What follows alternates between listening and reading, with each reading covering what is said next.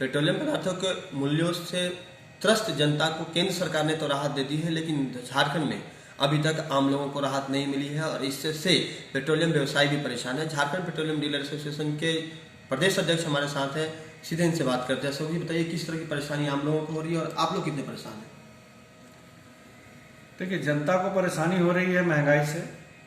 Diesel महंगा होने से सारा सिस्टम महंगा हो जाता है, ट्रांसपोर्ट महंगा हो जाता है, जो वस्तु हैं उनकी ढुलाई महंगी हो जाती है, जो भाड़ा है टेम्पो और बस का वो महंगा हो जाता है और पेट्रोल पंप की बिक्री इससे बहुत बुरी तरह से प्रभावित होती है। क्योंकि झारखंड का अगर आप स्ट्रेच देखोगे तो चौपारण और चिरकुंडा ये 200 किलोमीटर का स्ट्रेच है। इसको पार करने में बहुत समय नहीं लगता है गाड़ी को, और यूपी से जब वो तेल लेकर के निकलते हैं जहाँ पे हमसे 5 रुपये से ऊपर सस्ता है, और बंगाल में जाते हैं जहाँ हमसे 2 रुपये से ऊपर सस्ता है, तो वो सीधा यूपी और बंगाल और झारखंड को सीधा बाईपास करते हैं वो लोग। नतीजा है कि कोविड काल जब कोरोना चल रहा था उस वक्त हम बंगाल से सस्ता हुआ करते थे, बंगाल से हमारा झारखंड सस्ता था। उस वक्त हमारा बिक्री बेहतर था आज की तुलना में, जबकि कोविड काल में लॉकडाउन था, 3 महीना तो कम्प्लीटली लॉकडाउन था और सारी इकोनॉमी रुकी हुई थी, अर्थव्यवस्था रुका हुआ था। उसके बावजूद हम महीने का 1,26,000 किल बेचते थे। और अब जब सब चीज़ें पटरी पे चल रही है, आप देख रहे हैं कि भारत सरकार कह रहा है कि उसका जो टैक्स कलेक्शन है जीएसटी का वो भी काफ़ी बढ़ चुका है। बिल्कुल। तो टैक्स कलेक्शन से ही मालूम चलता है कि इकोनॉमी बढ़ रही है। उसके बाद हमारी बिक्री घट रही है। तो बिक्री घटने का कारण यही है कि जो 2.5 रुपये का रिबेट था, डिस्काउंट था डीजल के ऊपर में, अप्रैल में इन्होंने वापस ले लिया।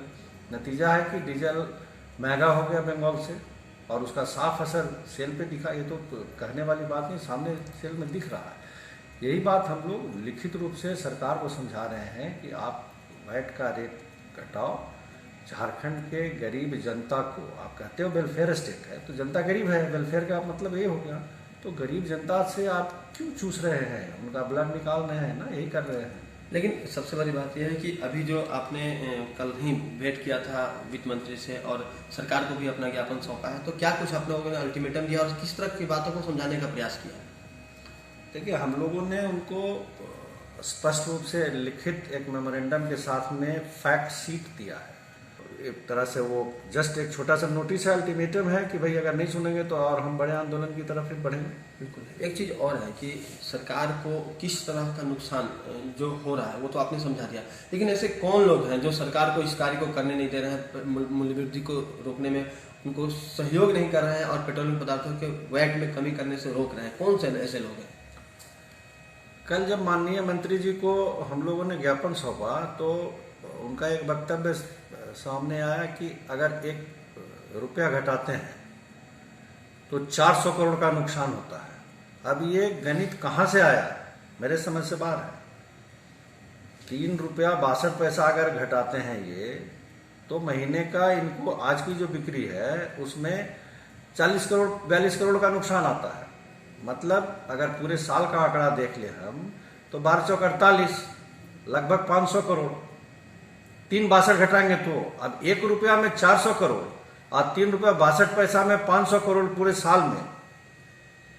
तो ये आकलन का तरीका है ना कि कौन कैसे समझाता है, आधा गिलास भरा है या आधा गिलास खाली है, ये तो समझने की चीज है। यानी नौकरशाह हावी है सरकार पर? लगता तो ऐसे ही है। जो जिस प्रकार से माननीय मंत्री जी कह रहे थे और वो जो पड़ोसी राज्यों का डेटा भी रखे थे कि हमने भी डेटा दिया है उनको प्राइस का। आजकल तो मोबाइल पे गूगल करिए, आपको हर जगह का रेट मिल जाएगा। अभी तो किसी को बताने की जरूरत नहीं है, अभी तुरंत मार रही गूगल पे, आपको रेट पता चल जाएगा भाई धनबाद में क्या रेट है, रांची में क्या रेट है। तो कहीं ना कहीं जो अधिकारी हैं वो सही ढंग से सरकार को ब्रीफ नहीं कर रहे हैं, मैं तो यही मानता हूँ।